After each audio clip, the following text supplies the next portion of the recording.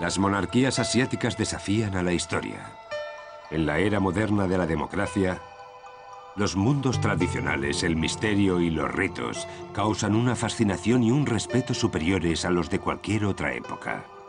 Los monarcas son símbolos de continuidad, conexiones vivas con el pasado, amadas y odiadas a partes iguales. La mitología es la clave de la increíble supervivencia de las monarquías asiáticas. En ningún otro lugar se cumple esta regla con más verdad que en la considerada la monarquía más antigua del planeta, Japón. En la ciudad más moderna del mundo hay un hombre que mantiene las distancias con la gente y los medios de comunicación. Poco se sabe de lo que ocurre tras las puertas del Palacio Imperial. El emperador de Japón siempre se ha caracterizado por su secretismo y el mito. La participación de esta monarquía en la Segunda Guerra Mundial sigue siendo uno de los temas más controvertidos del Japón actual. Yo creo que debería haber dimitido.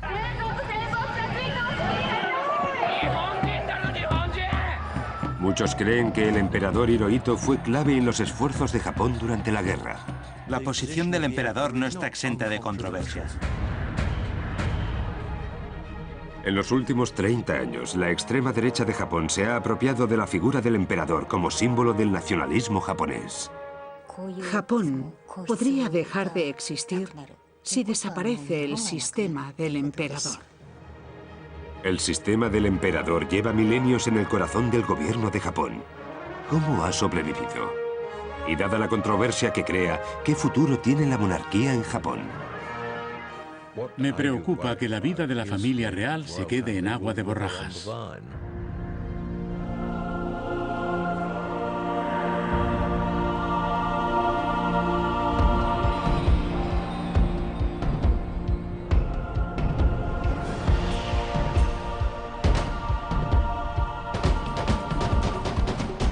Monarquías asiáticas, Japón.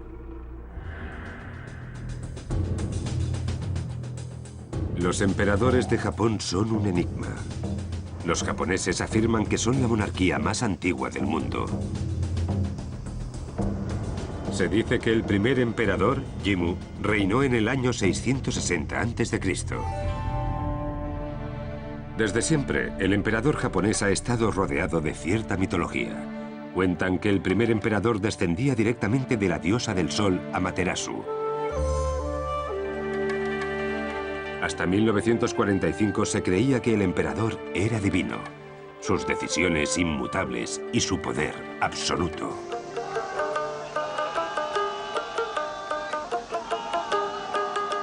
Para conmemorar el discurso con el que el emperador Hirohito dio por finalizada la Segunda Guerra Mundial, todos los años, el 15 de agosto, se reúnen 150.000 personas para honrar a los soldados caídos en el santuario Yasukuni, el único lugar de Japón donde las ideas del emperador y la guerra de Japón encuentran resistencia. El Yasukuni es un tema muy complejo y un lugar complicado también. Es un santuario imperial donde la simbología es muy evidente. El emperador todavía realiza ofrendas a dicho santuario. Aunque el emperador renunció a su carácter divino tras la Segunda Guerra Mundial, todavía hay sectores de la sociedad japonesa que creen que es su deber vivir y morir por quien ellos llaman Hijo del Cielo. Cuando salimos en campaña vestimos uniforme. Es mi indumentaria diaria, mi traje de faena. Llevamos uniforme porque es la vestimenta de batalla. Cuando vamos así vestidos, estamos preparados para morir en cualquier momento. Hemos venido a luchar. Si llevamos el uniforme, es que estamos preparados. Con el traje destacamos entre la multitud. Y destacar significa que nos cogerán si hacemos algo equivocado. Pero estamos preparados para eso también. Por eso llevamos uniforme. Todos los años, en Yasukuni, tiene lugar un enfrentamiento verbal y físico entre los partidarios y los opositores del emperador.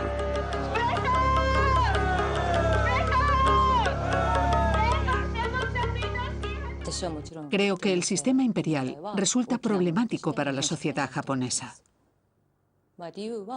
Una de las razones tiene que ver con el problema de las responsabilidades por la guerra, que no se ha resuelto aún. Además, el sistema imperial sofoca la democracia de la sociedad japonesa.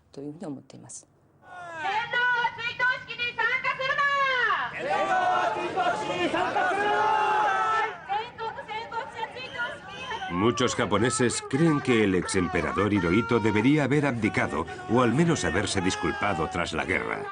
Por eso, todos los años, los partidarios de izquierda se manifiestan contra el santuario, el emperador y las celebraciones que recuerdan la guerra pasada. Yasukuni en sí no solo glorifica a aquellos individuos que fueron a luchar durante la guerra, sino también a todo el conjunto de soldados que lucharon en las distintas guerras del último siglo. Yasukuni es un santuario sintoísta, la religión nacional de Japón, que se basa en el culto a los ancestros. Al venerar a los 2,5 millones de soldados como si fueran dioses, la gente rinde culto, más que conmemorar simplemente los hechos. Y al emperador se le ve como cabeza del sintoísmo. Para la temida facción derechista, Yasukuni y el emperador representan los dos aspectos más sagrados de su día a día.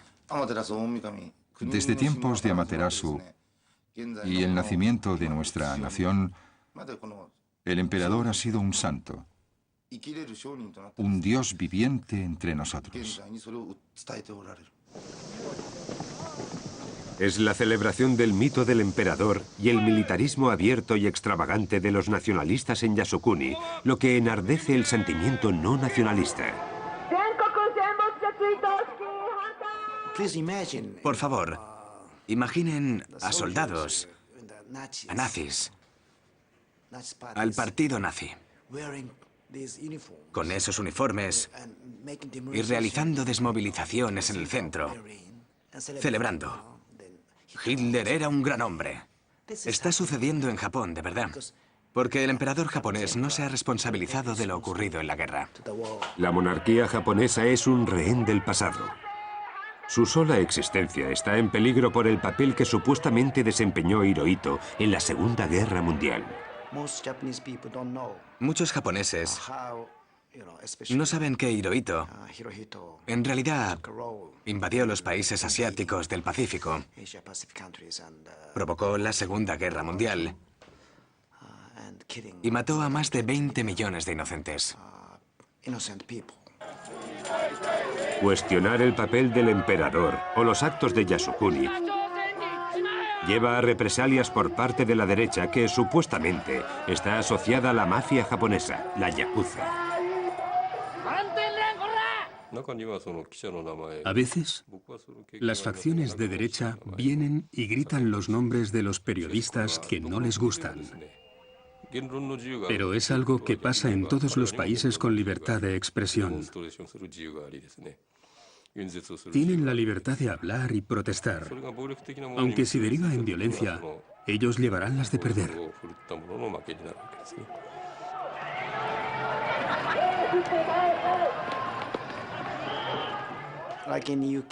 Al igual que en Reino Unido, la gente debate sobre si la familia real debe desaparecer o no. Incluso la BBC emite reportajes al respecto.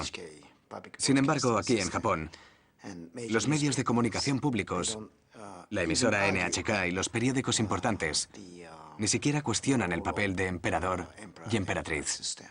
Muchos historiadores creen ahora que el emperador fue el eje central del poder bélico de Japón.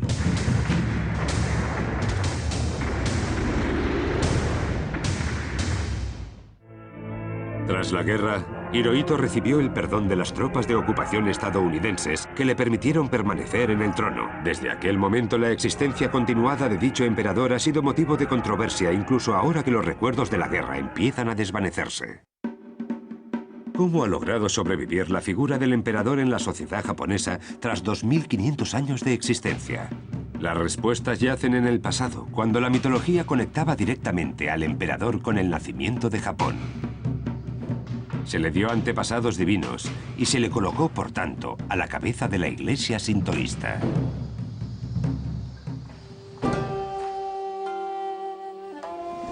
La historia cuenta que los dioses Izanagi e Izanami crearon Japón al mojar sus espaldas en el océano.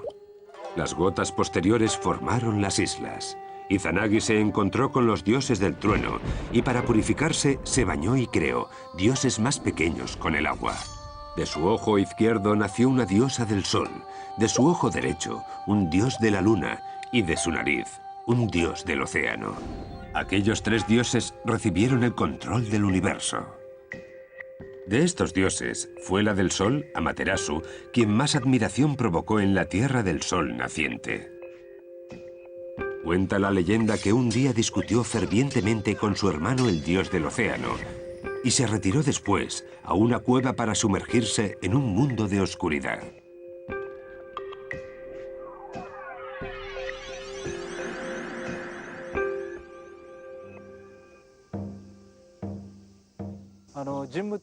Seis generaciones antes del emperador Jimmu, Amaterasu o Mikami brilló como el sol, de forma equitativa sobre todas las cosas. Cuando se escondió, los demás dioses celebraron una fiesta a las puertas de la cueva y atrajeron a Amaterasu hasta fuera con sus bailes. El sintoísmo es una religión que llama a Amaterasu para que salga de la cueva. El emperador Jimmu y todos los que reinaron después de él han celebrado festivales variados para hacerla salir a la luz.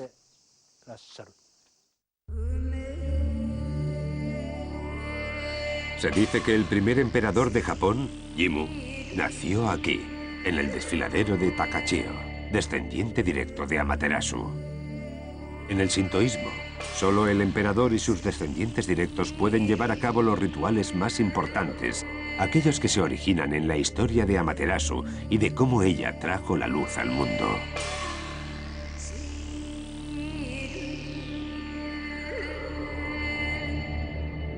Por eso el emperador era un ser divino y la cabeza visible del sintoísmo, un culto al animismo que no cuenta con escrituras o un dios único, sino que reza a la naturaleza y los antepasados y cree que los dioses viven en animales, rocas y ríos.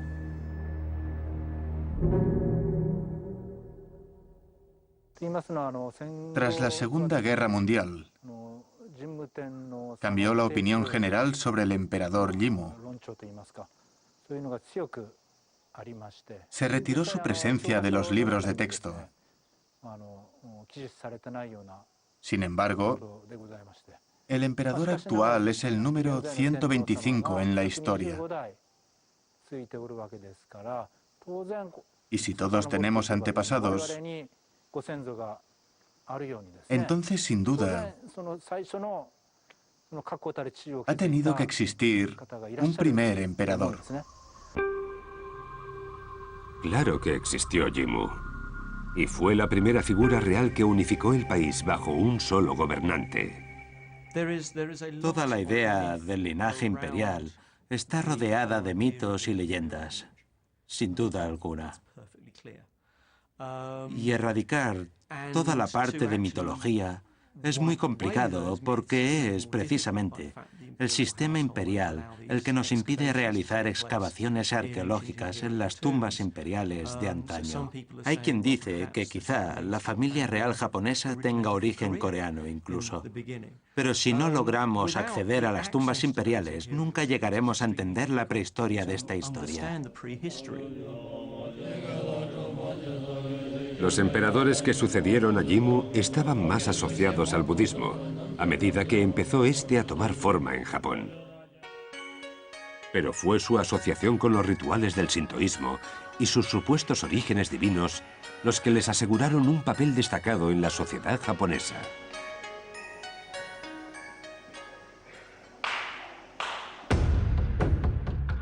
Los emperadores reinaron en Japón hasta el siglo XII, cuando el país sucumbió a los guerreros shogunes, descendientes de clanes poderosos que gobernaron el país como monarcas de facto durante los 700 años que siguieron.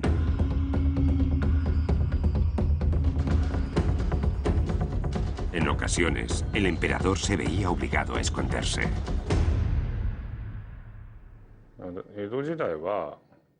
Durante el período Edo, muy poca gente sabía cosas sobre el emperador. La población de Kioto sí, pero en muchas otras zonas no sabían nada. No abandonó el palacio de Kioto, por eso nadie lo veía.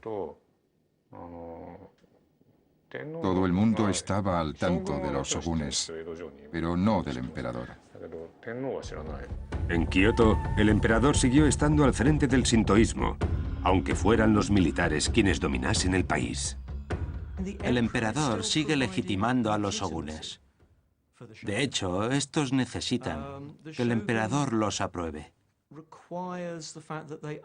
Aunque quizá sea más bien de forma simbólica, pues el emperador no tiene ningún poder.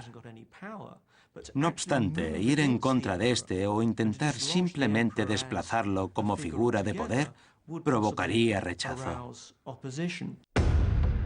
Fue un periodo brutal de la historia japonesa. Desde el siglo XIII hasta el XVI, Japón estuvo constantemente en guerra porque los clanes rivales luchaban por el control. En el siglo XIX, la hambruna y la desesperación económica asolaron el país. Ambas fueron el resultado de la mala administración del Shogun Tokugawa y de la desconfianza de los demás países que aislaron a Japón del mercado internacional.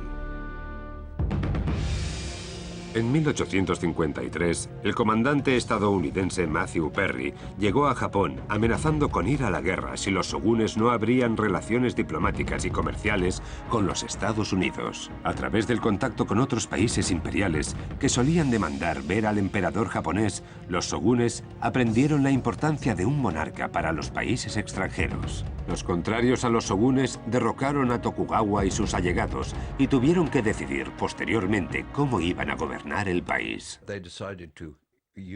Decidieron usar el emperador como símbolo, sabiendo que Japón siempre había estado gobernado por otras personas. No hay que ser la figura prominente para tener el control en tus manos.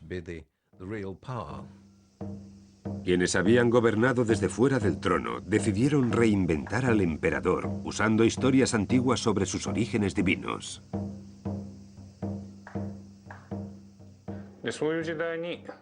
Los académicos empezaron a estudiar la historia de la nación, leyendo el Kojiki, una especie de texto sagrado, y se dieron cuenta de lo importante que era el emperador. En 1867, Mutushito, presunto descendiente número 122 del emperador Jimmu, fue nombrado emperador Meiji. La corte imperial se trasladó de Kioto a Tokio y en solo unos años, Meiji era otro. Se había despojado de sus ropas sintoístas y había aceptado los trajes de sus compañeros occidentales. Para lograr un sentimiento de identidad nacional fuerte, y Japón lo necesita porque es un país que, en cierto modo, se parece a Italia y a Alemania, es necesario superar un proceso de unificación nacional. De ahí sale la identidad nacional, y la élite Meiji creía que esa identidad correspondía a la figura del emperador. La idea de que el emperador era divino descendía de Amaterasu y solo él podía llevar a cabo los rituales sintoístas empezaba a tomar fuerza otra vez. En 1869, solo un año después de llegar al trono, el emperador Meiji abrió el santuario Yasukuni. Era el momento simbólico perfecto para ello en la historia de Japón. El santuario Yasukuni es importante porque está ligado a la identidad nacional. Porque es un santuario sintoísta en la capital imperial, Tokio, donde mucha de tu gente murió intentando restaurar tu imperio y tu honor. ¿En qué otro lugar se les podría honrar mejor? Bajo el mandato del emperador Meiji, Japón prosperó. Y a finales del siglo XIX los japoneses decidieron demostrar al mundo una confianza renovada y su potencia militar con la victoria sobre China en 1895, aunque en el horizonte aguardaba una victoria aún mayor. Entonces Japón se estableció como una gran potencia mundial y derrotó a Rusia en la guerra ruso-japonesa de 1904 y 1905. Así que cuando estalló la Primera Guerra Mundial, Japón era una gran potencia bélica. Le había costado esfuerzo y sudor, y su apetito bélico no hizo más que crecer. China cedió Taiwán a Japón y se inició una era de expansión asiática en nombre del emperador japonés que duraría 50 años. Gracias al éxito militar, a principios del siglo XX, todo el país rendía culto a la figura del emperador. Sin embargo, en 1912, el emperador Meiji enfermó gravemente de cáncer. El 30 de julio, todo el país se sumió en la tristeza al anunciarse su muerte. Gracias a la propaganda y el fanfarroneo, Meiji y otras personas importantes tras el trono habían elevado la figura del emperador a alma espiritual de la nación e iniciado un imperio asiático. Lo que llevó inexorablemente a la Segunda Guerra Mundial y la controvertida actuación de su nieto Hirohito durante las guerras nacionalistas.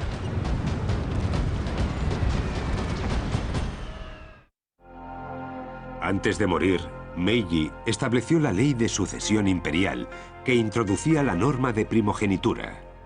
Solo el primer hijo del emperador accedería al trono del crisantemo. Un impedimento real para las generaciones futuras que no concibiesen varón.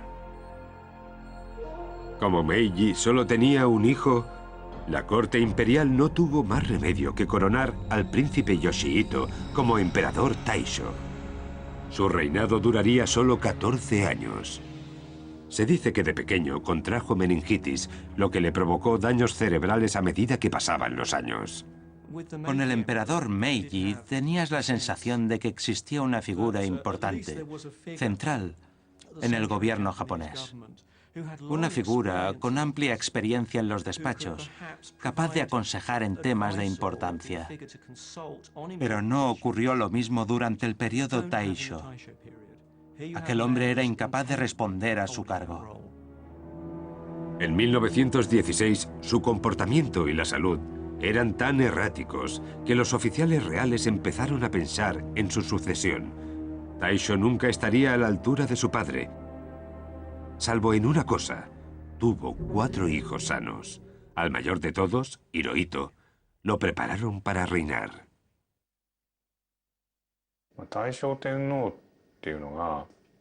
El emperador Taisho estaba débil y enfermo.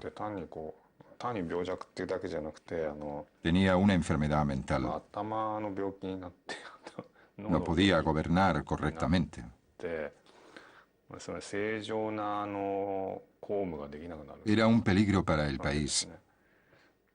Y todos los políticos lo sabían.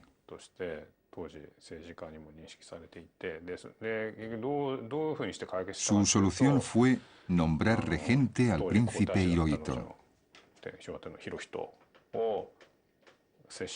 Para él fue un curso intensivo.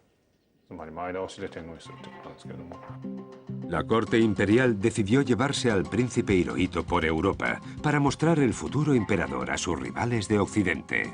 Fue un viaje que cambiaría por completo las perspectivas del joven príncipe. A un joven impresionable que ha crecido en un entorno extremadamente protector en Japón, un viaje como ese a Europa occidental le abre los ojos inevitablemente. Sin duda, y él lo mencionaría más adelante, Aquel viaje fue decisivo a la hora de hacerse una visión del mundo y de establecer su función dentro del sistema político japonés. Hirohito también viajó alrededor de su propio país. Miles y miles de personas se sintieron de nuevo unidas gracias al príncipe. Todos gritaban Banzai al unísono. Como decimos aquí, el emperador y las masas eran uno. Así fue como nació la identidad nacional japonesa. En 1925, tras una larga enfermedad, el emperador Taisho falleció.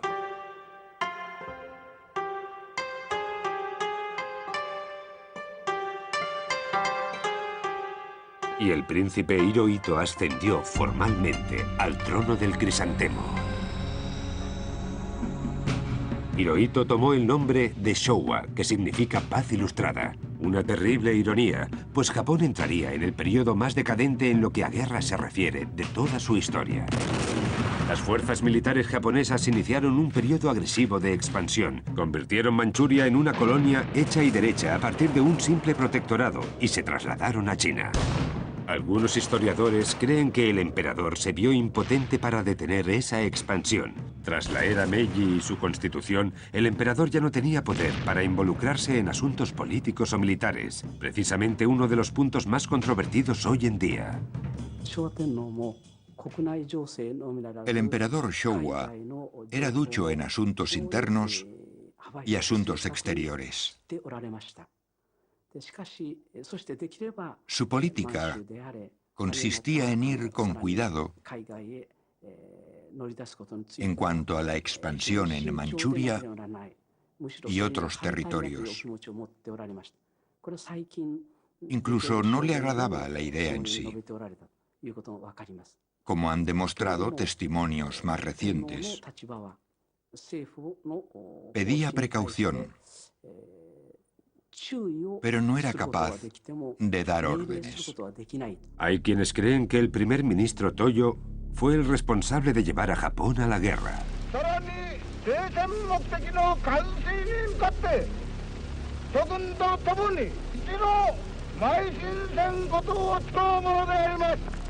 No cabe duda de que la impudicia fue un elemento clave dentro del régimen militar japonés a la hora de intentar expandir su imperio asiático. No había manera de controlarlos. El emperador debía acatar la Constitución y aceptar los consejos que se le daban. Así lo interpretaba él. Ahora sí se debería haber dejado que alguien más valiente y más independiente tomase las decisiones. No lo sé. Lo que sí sé es que él creía que su papel consistía en decir siempre que sí.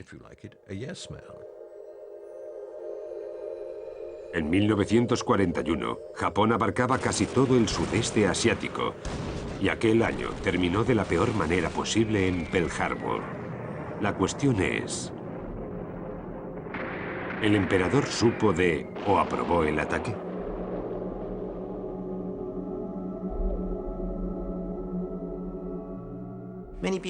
Mucha gente dice que el emperador no era más que otra víctima del militarismo japonés, pero yo no lo veo así. Y la prueba está en cuando el ejército japonés tomó Singapur, un puerto de vital importancia en el sudeste asiático. Se le vio a lomos de un caballo blanco frente al Palacio Imperial, celebrando la victoria entre millones de personas. Se emocionó con lo de Singapur. No pudo olvidar aquella sensación y le entró sed de victorias. Pero su persistencia culminó con la rendición de Japón en 1945.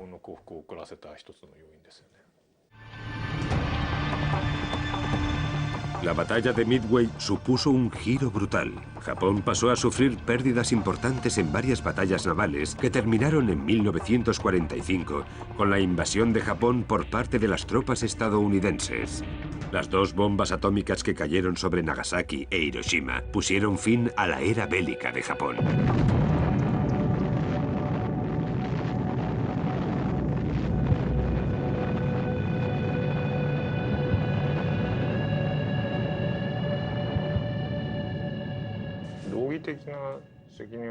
Desde mi punto de vista, el responsable de la guerra fue el emperador. Su persistencia sorprendió a todos, incluso con la derrota de Okinawa. El ejército decía que era imposible, pero él no cedió.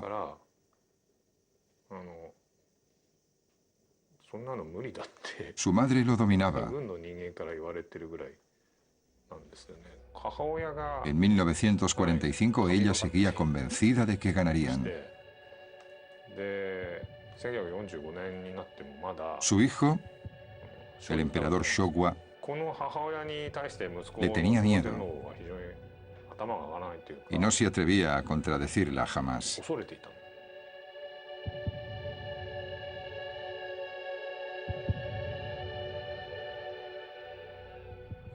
Sin duda, la situación era ya insostenible tras los bombardeos de Nagasaki e Hiroshima. A tal punto no sabían qué hacer. ¿Cómo iban aquellos generales, almirantes, consejeros a tomar una decisión? No podían tomar decisión alguna.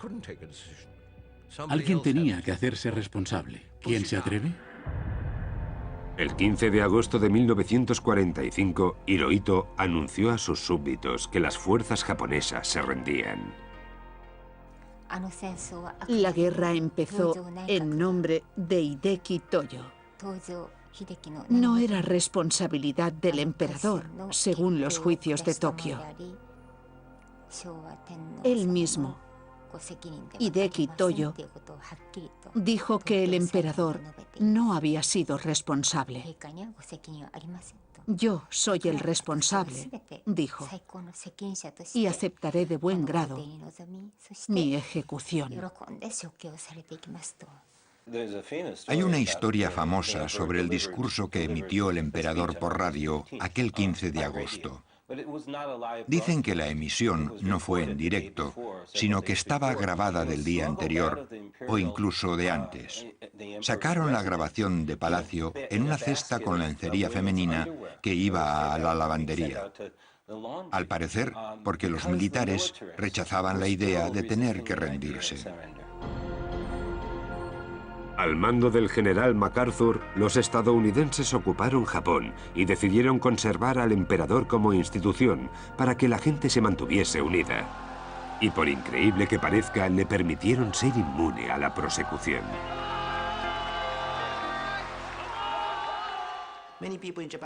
Mucha gente dice que el emperador era una víctima más del militarismo japonés, pero yo no lo creo. Él fue el primer delincuente o el primer criminal de guerra, el más importante durante la Segunda Guerra Mundial. Eso aparte de los 50 años de invasión a países asiático-pacíficos. El general MacArthur manda llamar a Hirohito para discutir ambos la futura organización de Japón y el papel de cada uno. Algunos dicen que él ya sabía que los estadounidenses le iban a perdonar la vida, otros que temía por ella. Sin duda, los estadounidenses tuvieron la oportunidad de deshacerse de la monarquía en 1945. No lo hicieron porque tenían buenas razones para ello. El general MacArthur creía que si Estados Unidos pretendía introducir reformas duraderas, lo mejor era contar con una herramienta legitimadora. Necesitaban al emperador, al igual que la gente de Meiji había necesitado al emperador Meiji en 1870. Hay heridas que todavía escuecen en Japón desde la Segunda Guerra Mundial. La decisión de garantizar inmunidad a Hirohito todavía resulta controvertida a día de hoy.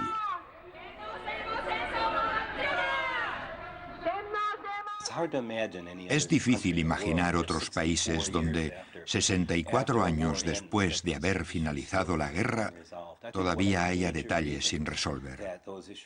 Y creo que uno de los motivos por los que todavía no se han resuelto esos problemas yace en el papel del emperador y en el hecho de que todavía nadie se haya hecho responsable de la guerra. Es un tema pendiente, pero lo han dejado pendiente a propósito. Si no reconoce públicamente que él llevó al país a la destrucción, a una guerra despiadada y tremendamente destructiva y sin sentido, ¿a dónde vas tú? ¿Qué podemos decir los demás? ¿Cómo se inicia esa conversación? No hay nada que dé pie a ello.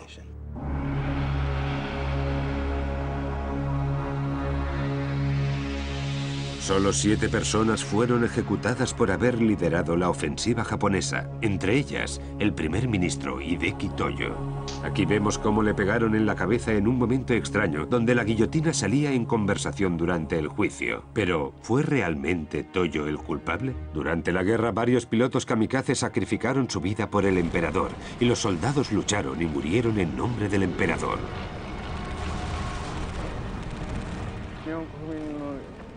Era nuestro deber como ciudadanos luchar por nuestro emperador y nuestro país. Tal y como dice el Kojiki, el emperador es un enviado del cielo. Los dioses lo trajeron a la tierra. Por eso luché por él. Y por eso lo defiendo de todo aquel que esté en su contra. En el que quizá fue el momento más importante de los 2500 años de la historia imperial, los estadounidenses convencieron a Hirohito para que renunciara a su divinidad y abrazara la democracia. El 1 de enero de 1946, una población estupefacta recibía la noticia de que su monarca era un simple humano y no un dios.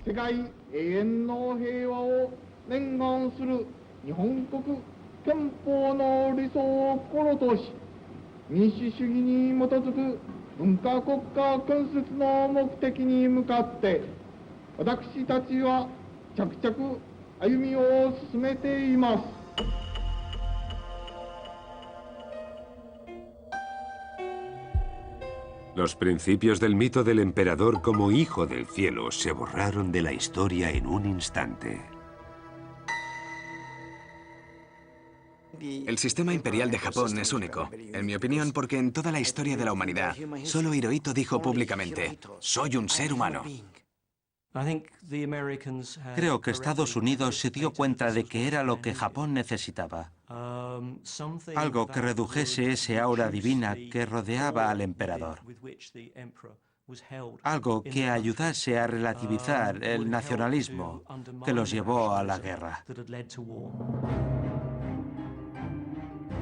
Hubo que partir de cero para reconstruir Japón, y las fuerzas estadounidenses que ocupaban el país crearon una constitución nueva en 1946 que se basaba en el emperador y una nueva legislatura. En el artículo 9 se establece que el país está en contra de las guerras. La Constitución de Japón renuncia a la guerra. Creo que es uno de los pocos países del mundo con una constitución semejante. Y ha mantenido esa idea, ese principio básico de no involucrarse en más guerras agresivas durante 64 años, desde el final de la Segunda Guerra Mundial. Y en mi opinión lo han logrado porque reconocieron que la guerra no solo no es buena, sino que había sido responsabilidad suya y que los daños son siempre incalculables, la devastación absoluta. Solo hay que ver cómo quedaron Asia y el resto del mundo. La Constitución prometía democracia y el emperador seguiría siendo el símbolo viviente de la nación, aunque sin poder alguno. No obstante, sí seguiría siendo la cabeza visible del sintoísmo. De joven, Hirohito se consideraba a sí mismo como un pájaro en una jaula dorada, por la rigidez con que controlaba a la familia real, la agencia de la Casa Imperial.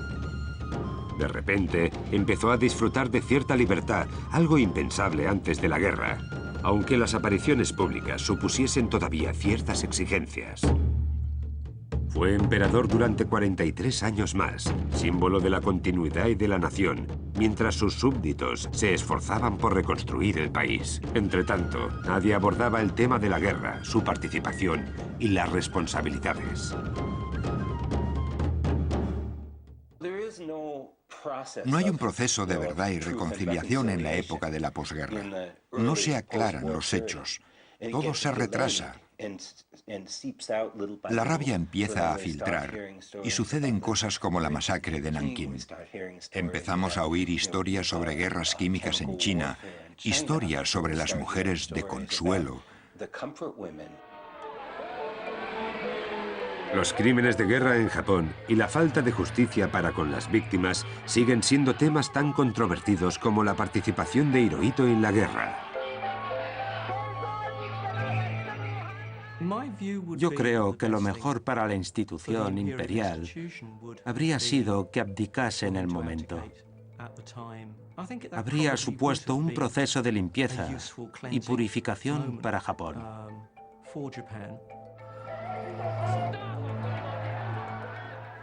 Aunque quizá temió por la supervivencia de la institución, podría ser que se viese la abdicación como una admisión de culpa demasiado grave y que más que verse como una culpa personal, se viese afectado el conjunto. Imagino que por eso no se atrevió. Prefirió no arriesgar una institución milenaria, aunque sigo pensando que hubiese sido lo mejor.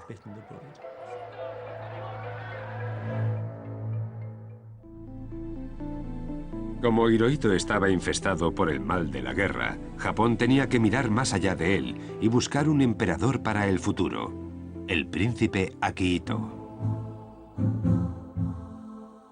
Creció durante la guerra y, al igual que su padre, temió por su vida durante la invasión estadounidense. De ahí su faceta pacifista.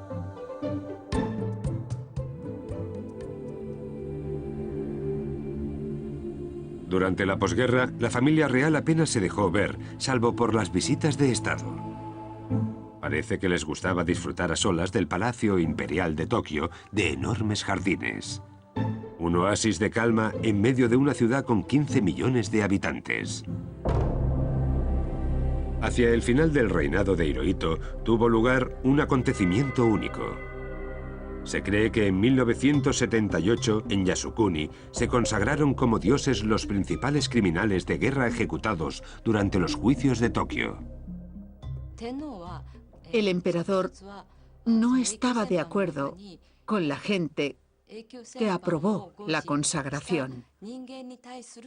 Había establecido relaciones con Estados Unidos.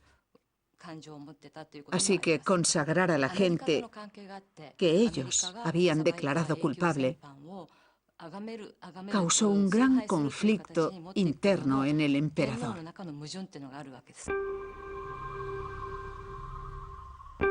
Cuando los vecinos de Japón, más los Estados Unidos, se enteraron de lo ocurrido, el escándalo fue tal que Hirohito, que había peregrinado a Yasukuni todos los años desde niño, decidió no regresar jamás.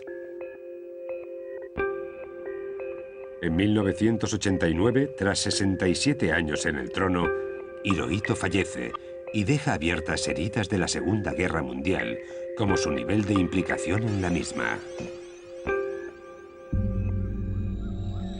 Su hijo, Akihito, accedió al trono en 1990, convirtiéndose en el emperador Heisei, quien lleva toda una vida predicando por la paz.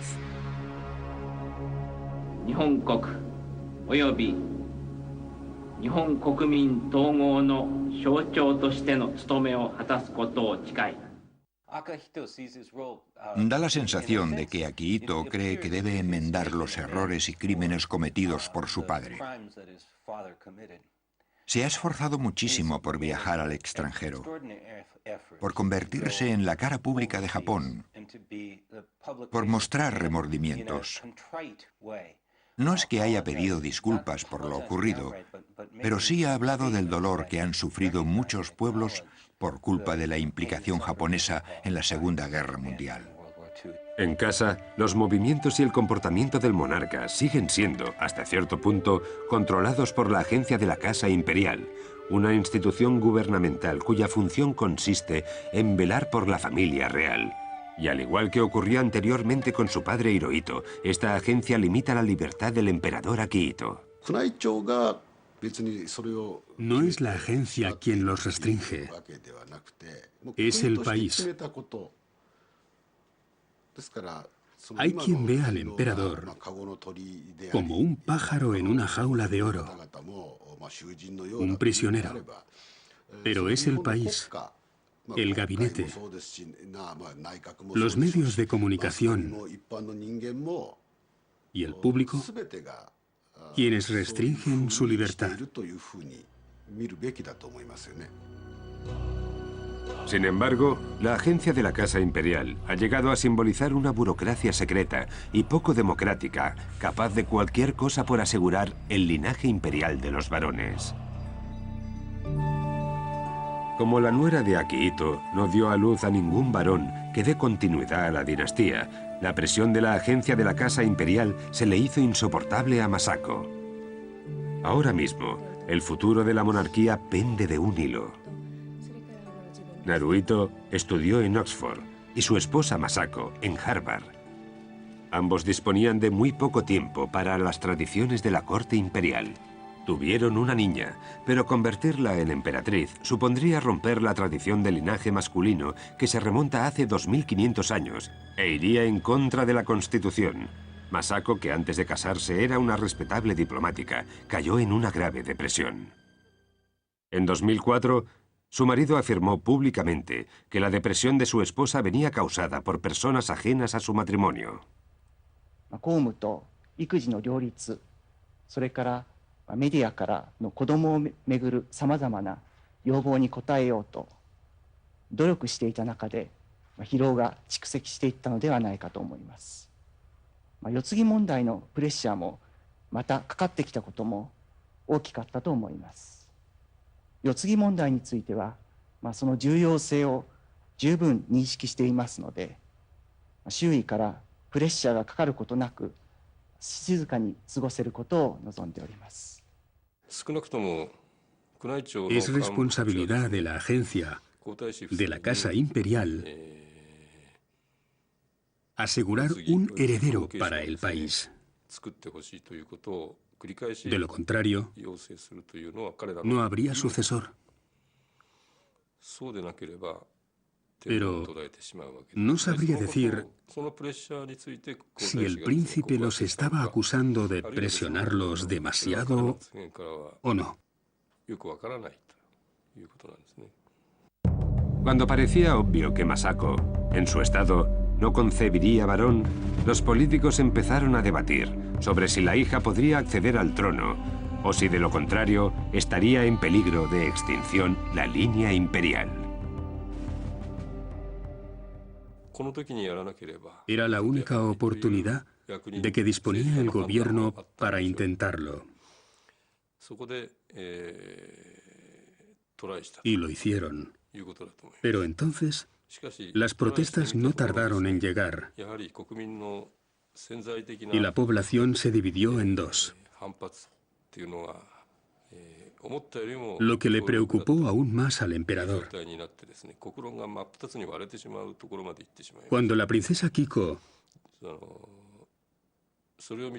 dio a luz a un niño, desaparecieron todos los problemas. Gracias al hermano de Naruhito, la crisis de la sucesión estaba ya resuelta, pero se rompería la regla de primogenitura establecida por el emperador Meiji si coronasen emperador al príncipe Hisahito. En mi opinión, es muy triste que los japoneses no hayan reformado la ley de sucesión imperial para que una princesa pueda convertirse en emperatriz. ¿Cuál es entonces el futuro del trono del crisantemo? ¿Está condenado a la extinción o seguirá siendo el símbolo de la nación? Es un tema que divide a la sociedad japonesa actual. Japón tiene que convertirse en república lo antes posible. Y no hablo de dentro de 100 años. Tiene que ser antes. Porque el sistema de emperadores es muy peligroso. El papel del actual emperador y de la familia real es cada vez mayor. Cada vez más gente sabe de su importancia. La opinión de la gente sobre política y economía difiere, pero tiene que haber algo que los mantenga unidos. Y ese elemento de unión es, para muchos, el emperador, como símbolo de una nación unida. Hoy en día, la institución imperial parece más bien anacrónica. No se puede decir que sea especialmente relevante para la vida diaria de los japoneses. Pero ahí sigue como símbolo de continuidad. El sistema imperial se asegura su propia supervivencia a base de adaptarse y evolucionar, pero también asegura la supervivencia de quienes usan ese sistema imperial. Esas personas quieren cambiar la institución para que no resulte anacrónica. Es la posición de jefe del sintoísmo lo que da al emperador ese lugar único en la sociedad, similar al del Papa en los países católicos. Y quizás sea lo que salve la vida de la institución, pues mientras el sintoísmo siga siendo la religión nacional, el emperador tendrá una función que cumplir. El sintoísmo estatal no es una religión, sino una secta. El sintoísmo y Yasukuni forman parte de una secta. ¿Y el emperador? Pues el emperador es el jefe de una secta. Creo que es un asunto que afecta a todas las monarquías. ¿Cómo encaja la realeza en la vida moderna? ¿En los conceptos modernos? Cuestionar al emperador es cuestionar a Japón, lo que significa ser japonés. No podemos tratar al emperador por separado. ¿Hacia dónde va el país? El emperador forma parte de esa pregunta. El emperador de la monarquía más antigua del mundo se ha convertido en algo más que un símbolo. Es un símbolo de la nación, pero también del pasado.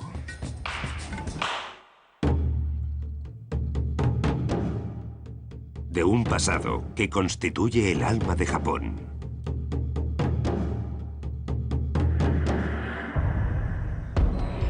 En los últimos tiempos, los nacionalistas se han apropiado de la figura del emperador para recordar la historia de su país antes de la rendición.